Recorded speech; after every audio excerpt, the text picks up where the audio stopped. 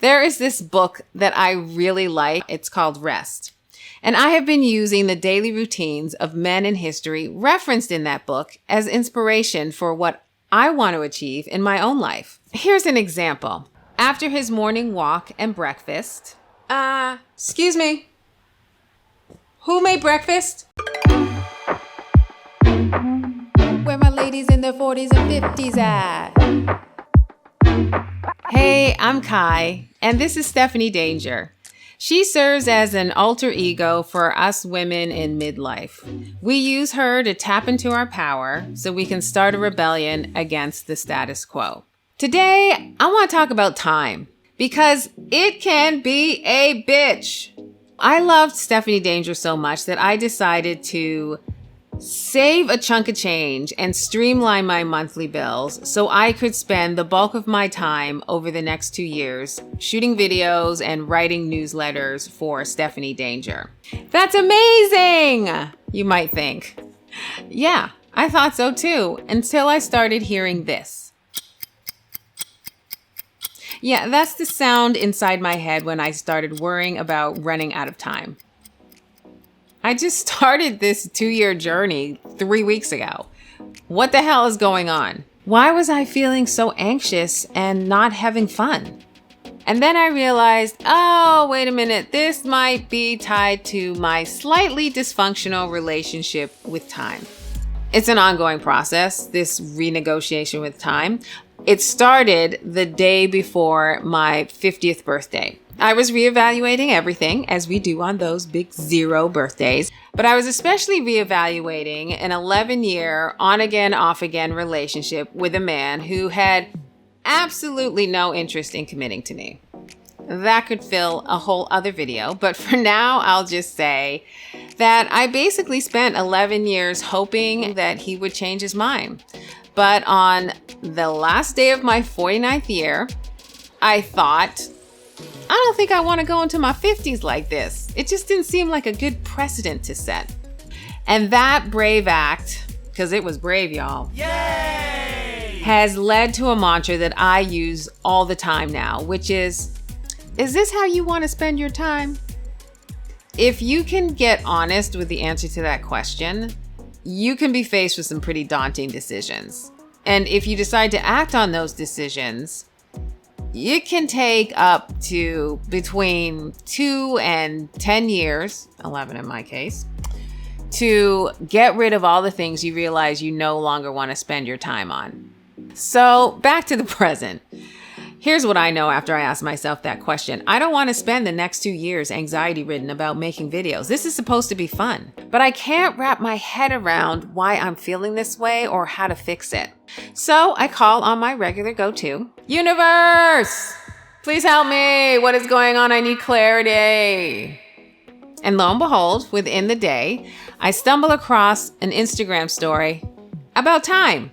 It's posted by this woman named Kelly Deals. She is a badass feminist marketing teacher. You should definitely check her out. So I reach out to her and I tell her, I'm like, me and time are in a serious tussle at the moment. And she very generously shared a bunch of her knowledge and wisdom around women's relationship with time.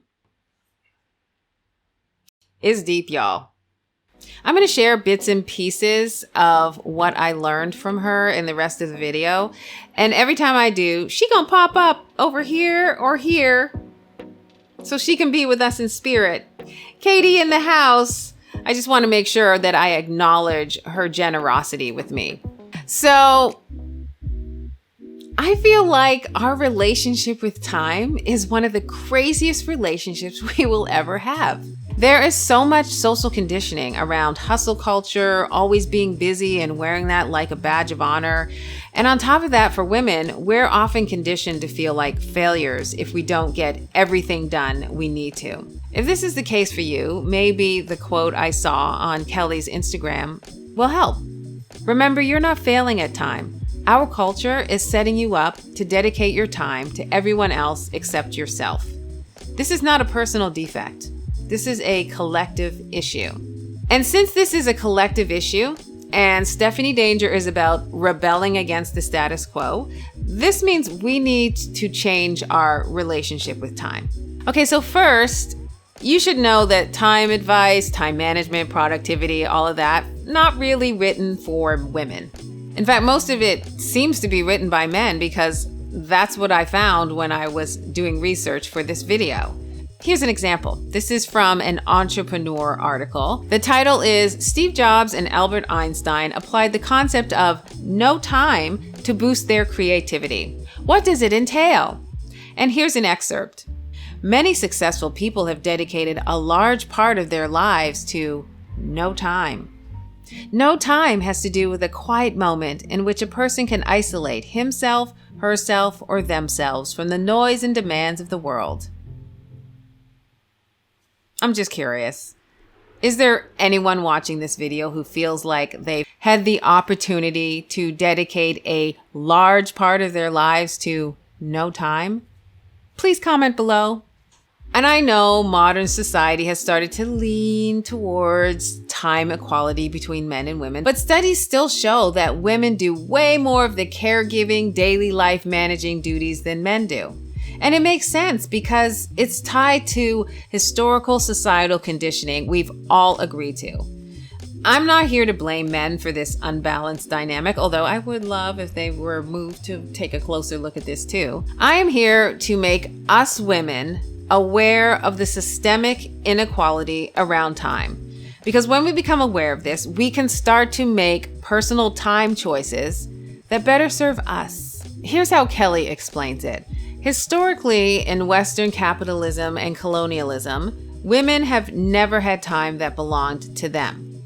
Our time has always been considered to belong to other people, families, partners, children, employers.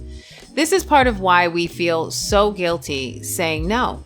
And if you have a hard time saying no, you might want to practice unlearning that behavior by responding to requests for your time with, "I'll think about it and get back to you." Because we have to remember, society don't want to give us back our time.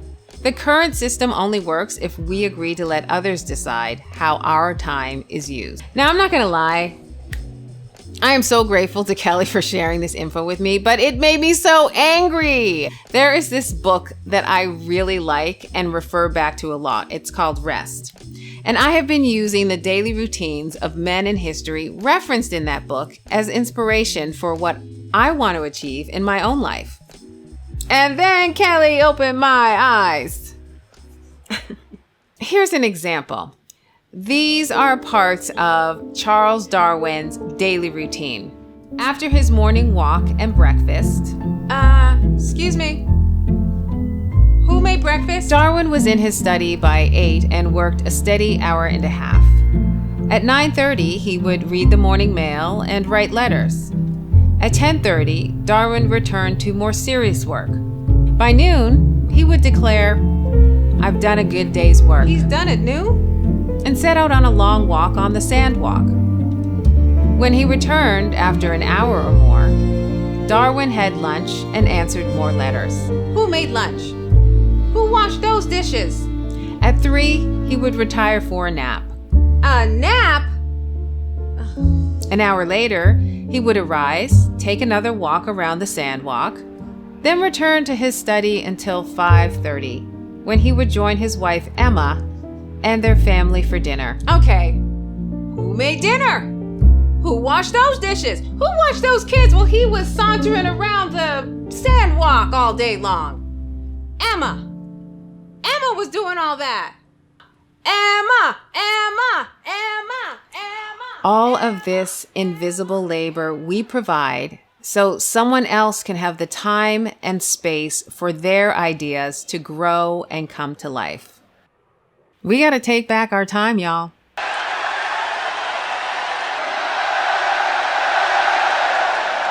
Reclaiming my time.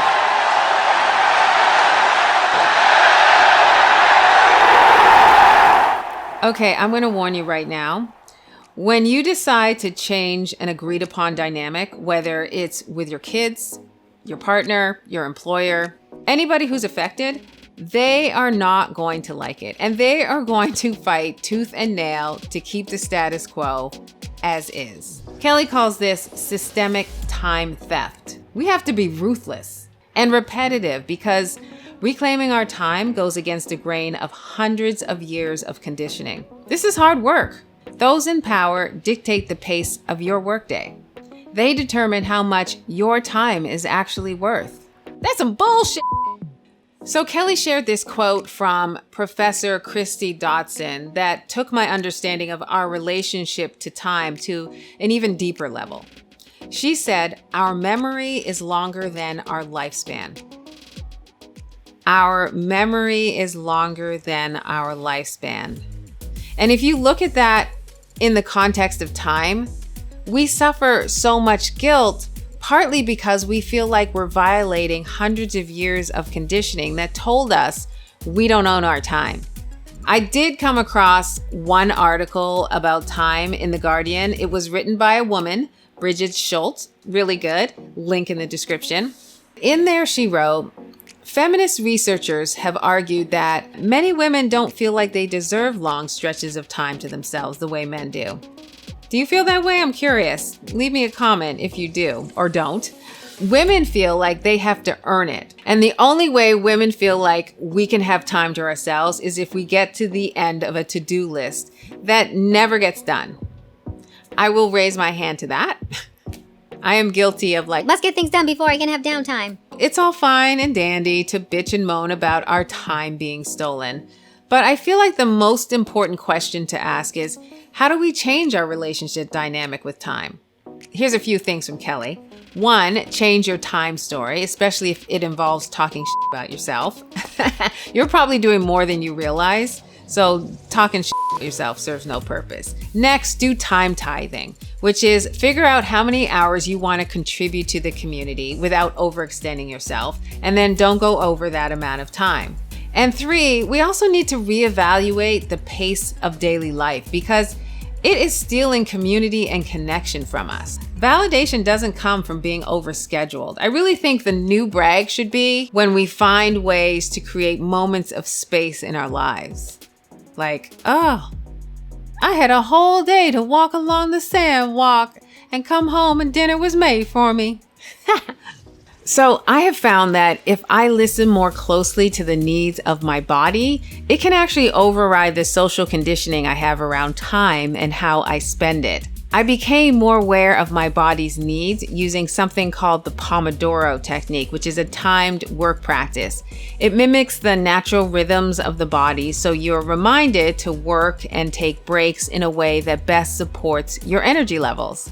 I love this technique so much that I created a video you can use to do a 2-hour Pomodoro session. It's a cool lo-fi instrumental music mix with the Pomodoros incorporated. So if you're curious and you want to check it out, the video is up here or in the description below. And if you try it, please let me know how it works for you and if you liked it. And finally, we have to ask ourselves, what am I here for? What am I here on this planet to do? It's important to know the answer to that question because the system is set up to take your time away from you, so you won't be effective in what you're here to do. When you answer that question, it doesn't have to be some large, stereotypical, world-changing thing. Answering that question is very personal, and if it speaks to you, that's all that matters. So all these discoveries helped me understand why I was getting all anxious as I started to make these videos. Based on my YouTube research, YouTube wants me to post at least 1 video per week, post consistently, and post at least 35 videos before its algorithm will kick in and my videos get any chance of more exposure. The anxiety showed up because I pretty quickly realized I'm not going to be able to keep up that pace right now, at least not while I'm getting my bearings. So I've decided I am not going to burn myself out in service to the YouTube algorithm. If you're inspired to, please give the finger to the YouTube algorithm by liking, commenting, sharing, or subscribing to this channel. I am always grateful. And remember, reclaiming your time is an act of rebellion. We have to Stephanie Danger time. Every day, we must channel Maxine Waters and say out loud, I am reclaiming my time. Or you can just play this Michael Kilgore song. Inspired by her. Love you. I was there. I'm reclaiming my time.